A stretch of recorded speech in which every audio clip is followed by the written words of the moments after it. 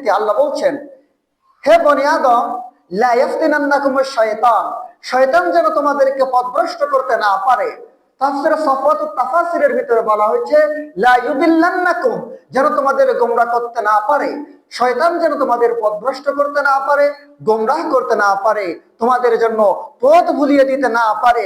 কামা আখরাজা আবাওয়াইকুম মিনাল জান্নাহ, আল্লাহ রাব্বুল আলামিন বলছেন, তোমাদের পিতামাতাকে যেভাবে, তোমাদের পিতা মাতা যারা জান্নাতে ছিল তাদেরকে যেভাবে জান্নাত থেকে বের করে দিয়েছে, জান্নাত থেকে তাদেরকে পথ ভুলাইয়ে দিয়েছে, একইভাবে শয়তান যেন তোমাদেরকেও এই দুনিয়ার যে একটা সরল সহজ সঠিক পথ আমি রব্বুল আলামিন দিয়েছি, এই সঠিক পথ থেকে তোমাদেরকে যেন পথভ্রষ্ট করতে না পারে। এই জন্য উপদেশ দিচ্ছেন কে? আল্লাহ রাব্বুল আলামিন পৃথিবীর মানুষদেরকে সাবধান করার জন্য বলে দিলেন, ও মানুষের শোনো, শয়তানের কাজ হলো তোমাদেরকে পথভ্রষ্ট করা। শয়তান যেন তোমাদের পথভ্রষ্ট করতে না পারে, এই জন্য আমি দুনিয়ার মধ্যে তোমরা দুনিয়ায় থাকতেই তোমাদেরকে আমি জানাই দিলাম।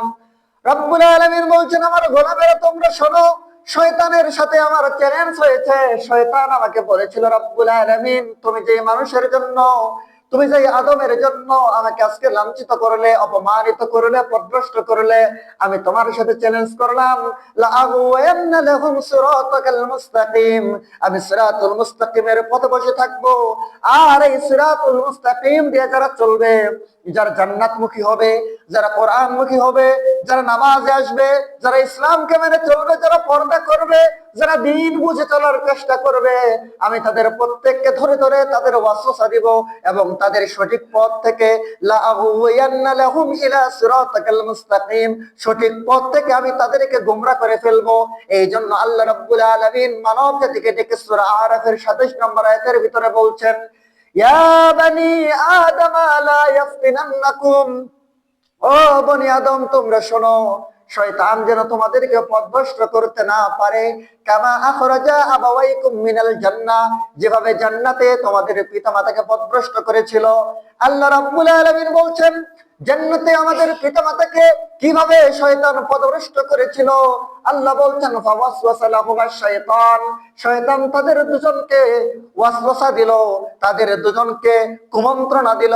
কুমন্ত্রণা দেওয়ার পরে কুমন্ত্রণ দিয়ে কি বলল? সূরা তাহা 120 নম্বর আয়াত রব্বুল আলামিন বলছেন, ক্বালা ইয়া আদামু হাল আদুল্লুকা আলা শাজারাতিল খুলদি ওয়া মুলকি লা ইয়াবলা, শয়তান ডেকে ডেকে বলছে, হে আদম আমি কি তোমাকে সুসংবাদ দিব? বলছে, কিসের সুসংবাদ? হাল আদুল্লুকা আলা শাজারাতিল খুলদি, আমি তোমাকে শাজারাতুল খুলদ, চিরস্থায়ী গাছের সন্ধান দিব। রব্বুল আলামিন কোরআনুল কারীমের ভিতরে শয়তানের সাথে আদম আলাইহিস সালামের সেই কনভারসেশন, সেই কথাবার্তাগুলো বলছে। শয়তান বলছে, আমি তোমাকে শাজারাতুল খুলদ, চিরস্থায়ী গাছের সন্ধান দিব। হাদিসের মধ্যে এই গাছের ব্যাপারে বর্ণনা এসেছে। কিতাব বিদায়া ওয়ান নিহায়া আল্লামা ইবনে কাসির রাহিমাহুল্লাহ বলছেন, এই শাজারাতুল খুলদ কোন গাছ? শাজারাতুল খুলদের ব্যাপারে কেউ বলছে এটা হলো আঙ্গুর গাছের মতো একটা আঙ্গুর গাছ, কেউ বলছে এটা গমের গাছ, আবার কেউ বলছে এটা এমন একটা গাছ যেই গাছের ফলটা হলো মাখনের মতো আর স্বাদ হবে মিষ্টি মধুর মতো। আবার কেউ বলছেন এটা খেজুর গাছ। রব্বুল আলামিনের নবী বিশ্ব নবী সাল্লাল্লাহু আলাইহি ওয়াসাল্লাম হাদিসের মধ্যে বলছেন, মুসনাদে আহমদের বর্ণনা, আল্লাহর নবী সাল্লাল্লাহু আলাইহি ওয়াসাল্লাম বললেন, জান্নাতের মধ্যে এমন একটা গাছ আছে যে গাছটা, একটা গাছ, এই গাছের গোড়া থেকে এই গাছের ছায়া এত দূর পরিমাণ বিস্তৃত, যদি একটা দ্রুতগামী ঘোড়ার উপরে একজন দক্ষ চালককে বসায় দেওয়া হয়, একজন দক্ষ চালক যদি ঘোড়ার লাগাম টেনে ধরে, ঘোড়া যদি তার দ্রুত গতিতে ছোটা শুরু করে, 100 বছর চলতে থাকবে, 100 বছর ছুটতে থাকবে, কিন্তু এই গাছটা শেষ করতে পারবে না। এই গাছের নাম হলো শাজারাতুল খুলদ। এই গাছের নাম কি? শয়তান বলছে, আদম তোমাকে আমি শাজারাতুল খুলদের সন্ধান দিব। শাজারাতুল খুলদ এত বড় গাছ, তুমি যদি ওই গাছের ফল খাও তাহলে গাছটা যেমন লম্বা, তোমার জিন্দেগিটাও হবে লম্বা। ওয়াসওয়াসাটা বুঝেন? বলছে, তুমি যেখানে আসো কোনদিন মরে যাবা তার কি ঠিক আছে, কিন্তু ওই গাছের যদি ফল খাও, ওই গাছ যেমন লম্বা, গাছ যেমন চিরস্থায়ী, তুমিও এরকম লম্বা চিরস্থায়ী হয়ে যাবা, তুমিও এরকম লম্বা হায়াত পাবা। বুদ্ধিটা ভালো দিছে না খারাপ? ভালোই তো দিছে, ভালো দিছে না? শুধু এটাই না, এরপরে বলল ওয়া মুলকি লা ইয়াবলা। শয়তান বলছে আদম শোনো, তুমি শুধু লম্বা জিন্দেগি পাবা এটা না, ওয়া মুলকি লা ইয়াবলা, এমন একটা রাজত্ব পাবা যে রাজত্বের কোনো ধ্বংস হবে না, যে রাজত্বের কোনো শেষ হবে না। পৃথিবীতে বহু মানুষ আসে, বহু মানুষ চলে যায়, রাজত্বের দাপটে অনেক কিছু করে, কিন্তু তাদের চলে যাইতে হয়। শয়তান ইবলিস আমার আপনারা পিতা আদম আলাইহিস সালামকে বলছে আদম শোনো, তুমি যেখানে আছো এখানে শুধুমাত্র তুমি বসবাস করছো, এখানে তুমি শুধুমাত্র খাওয়া দাওয়া করতে পারছো, এখানে আমোদ ফুর্তি করতে পারছো, কিন্তু তোমার কোনো কর্তৃত্ব নাই, তোমার কোনো রাজত্ব নাই। তোমাকে আমি এমন একটা পরামর্শ দিব, এই পরামর্শ মতো যদি তুমি চলো, তাহলে তুমি এমন একটা রাজত্ব পাবা যে রাজত্বের কোনোদিন শেষ হবে না, তোমার হায়াতেরও শেষ হবে না, তোমার রাজত্বেরও শেষ হবে না, তোমার ধন দৌলত আধিপত্যেরও কোনো শেষ হবে না। পরামর্শটা ভালো দিল না? রাজত্ব বাবা, জিন্দেগি বাবা, আর কি লাগে? শুধু এটাই না, রব্বুল আলামিন শয়তানের এই ওয়াসওয়াসাটাকে আরো চমৎকার ভাবে সূরা আরাফের মধ্যে বলছেন,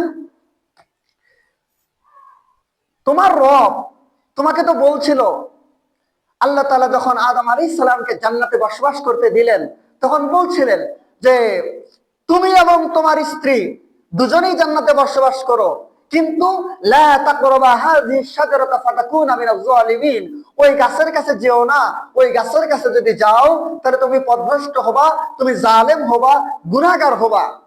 শয়তান এবার বলছে শোনো, তুমি কি জানো তোমার রব ওই গাছের নিচে যাইতে তোমাকে কেন নিষেধ করছে? শয়তান বলছে ওয়াকালা মা নাহাকুমা রাব্বুকুমা আন হাযিহি শাজারাতা ইল্লা আন তাকুনা মালাকাইনি আও তাকুনা মিনাল খালিদিন।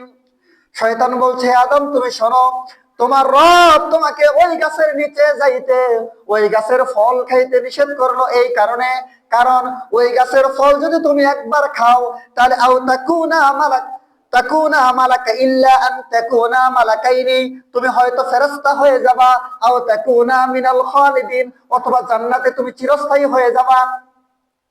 বলছে তোমার মালিক আল্লাহ চায় না তুমি ফেরেশতা হয়ে যাও, আর আল্লাহ এটাও চায় না তুমি জান্নাতে চিরস্থায়ী হয়ে যাও, এই জন্য তোমার ওই গাছের ফল খাইতে নিষেধ করছে।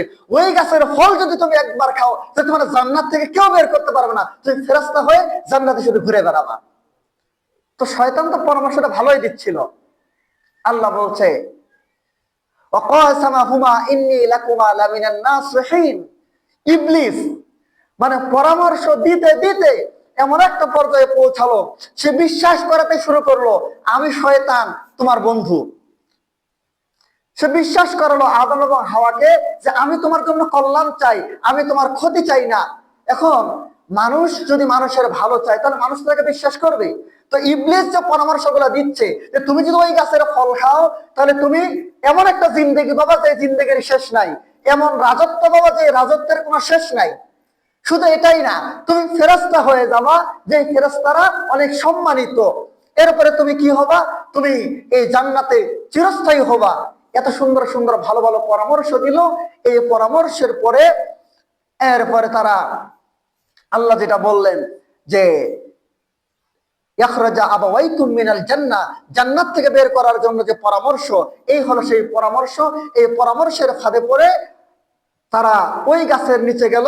রব্বুল আলামিন বলছেন তারা যখন ফাদাল্লাহুমা বিগুরুর, তারা পথভ্রষ্ট হলো, ফালাম্মা যাকা শাজারাতা বাদাত লাহুমা সাওআতিহিমা, তারা যখন সেই গাছের ফল ভক্ষণ করলো, ওই গাছের কাছে গেল, তখন তাদের সব পোশাক খুলে গেল। এবং এই পোশাক খুলে যাওয়ার পরে তাদেরকে দুনিয়াতে পাঠানো হলো। তাহলে এই যে তারা দুনিয়াতে চলে আসলো, তাহলে এই দুনিয়াতে চলে আসার পিছনে শয়তানের শয়তানি ছিল, শয়তানের শয়তানি ছিল। এই যে শয়তান আমাদের প্রকাশ্য শত্রু, এটা আমরা জানি কি জানি না? শয়তান আমাদের শত্রু এটা জানি, এই জন্য আল্লাহ তাআলা আবারও জানাই দিচ্ছেন, বলছেন শয়তান তোমাদেরকে যেভাবে দুনিয়াতে প্ররোচিত করেছিল, যেভাবে জান্নাতে প্ররোচিত করেছিল, দুনিয়াতে আসে যেন তোমাদের সেইভাবে প্ররোচিত করতে না পারে।